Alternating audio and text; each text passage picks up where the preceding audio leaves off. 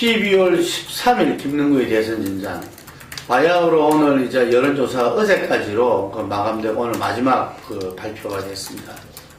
그런데 여론조사 발표보다는 일간지 일면을 장식한 것은 북한의 로켓 발사 성공 소식이었죠. 이게 안보 위기감을 주느냐, 안보 무능 정권을 갖다가 오히려 더 공격받느냐, 뭐 제가 볼 때 플러스 마이너스 비슷비슷하지 않겠냐. 그래서 과거의 대선에서의 어떤 폭풍의 효과는 거의 없을 것이다. 이렇게 보고 있습니다. 어제 저녁부터 오늘 아침까지 보도된 바에 의하면은 한 2곳 정도는 오차범위 밖에서 박근혜 우세를 알렸고, 나머지 한 8군데 정도는 오차범위 내 접전이었죠. 근데 기존에 상당히 많은 차이 난 걸로 나타났던 한 2군데 여론조사에서 상당히 5% 차이 이상으로 나타났었는데 0.9%, 뭐 1.2% 이렇게 초박빙으로 나타났습니다. 아직까지 뭐 박근혜 후보를 문재인 후보가 이렇게 엎었다, 앞질렀다 하는 부분들은 한 곳밖에 없었죠. 예. 오마이뉴스에 실렸던 리서치 뷰 밖에 없었고, 나머지는 어쨌든 아주 근접하게는 0.9, 1, 0.5까지 있었어요. 예, 이런 부분들이 있고, 대체로 2, 3% 안팎에서 초박빙, 오차범위 내에서 이런 조사였습니다. 이것은 무엇을 뜻하느냐? 지난 12월 23일 날 단일화 이렇게 사태에 의한 어떤 반쪽 단일화 이후에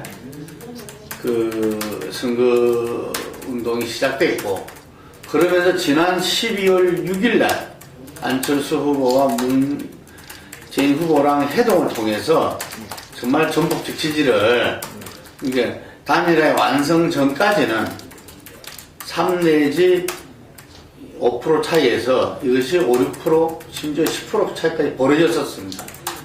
당일 아침에도 그랬죠. 12월 6일 아침에도. 그러던 것이 그 이후에 안철수 후보의 전폭적 지지 선언 이후에 지금 일주일 만에, 딱 일주일 걸렸죠.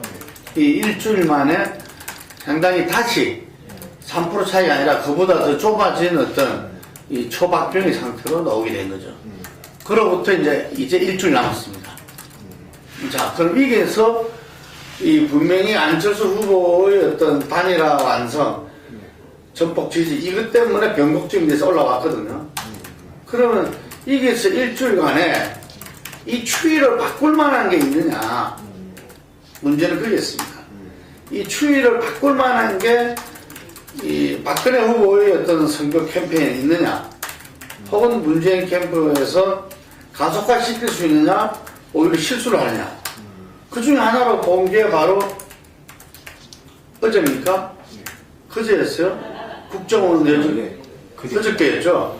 국정원 여직원의 어떤 댓글, 그게 국정원이 조직적으로 했다 하는 야당의 주장이 있고, 근데 지금 아직까지 조사가 제대로 진행을 못되고 있죠?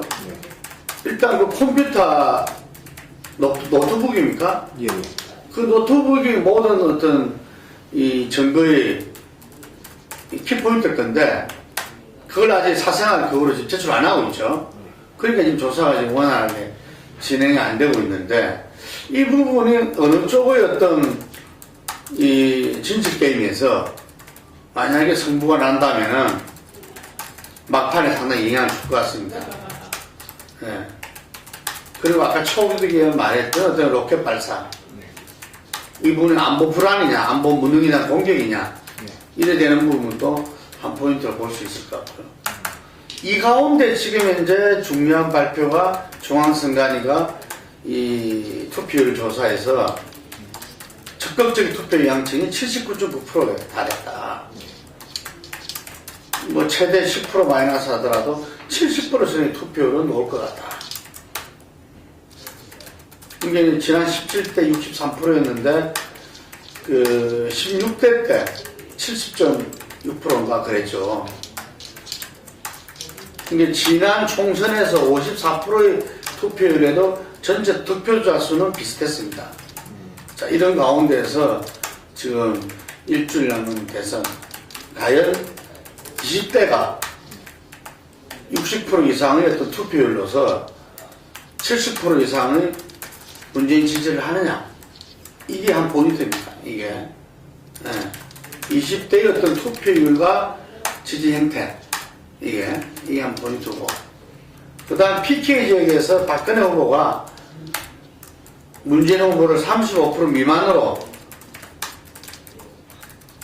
조정해내느냐, 아니면 이 민심이 40%를 넘어서 나가느냐. 지금 현재는 후자의 경우가 지금 높고요. 거꾸로 호남에서 15% 이상 박근혜 후보가 지지를 얻어내느냐, 이게 중요한 포인트입니다. 최근에 이렇게 따라붙은 부분들은 뭐냐면 경기 인천이 뒤엎어졌어요. 경기 인천이 11월 23일 이후에 박근혜 후보 쪽으로 상당히 좀 쏠렸어요. 경기 인천 수도권이. 수도권 중에서 경기 인천이. 그런데 이 부분이 다시 문재인 후보 쪽으로 이렇게 플러스 5% 이상 되다 보니까 차이가 10% 이상 난 거죠. 그래서 이게서 상당히 쫓아간 측면이 컸다. 그래서 이런 부분들이 한마디로 말하면 그 전에 우리가 이야기했던 문재인 지지층 중에서, 안철수 지지층 중에서 문재인 후보로 안 갔던 20%에 달하는 그 부동층, 전체 유권자를 보면 5 내지 7%의 신부동층, 이 부분들 중에서 5% 정도가 문재인 후보한테 갔다는 겁니다. 그래서 지금 이제 이 박빙이 이루어진 거죠. 이번 대선의 정부수는 역시 연령별, 지역별을 다 보더라도 결국 안철수 지지자에서 빠져놓은 이 5 내지 7%가 있던 신부동층 중에서 남아있는 2, 3%, 이 2, 3%가 투표에 참가할 것이냐, 문재인 지지로 갈 것이냐에 달려있다고 봅니다. 오늘 대선은 여기까지 하겠습니다.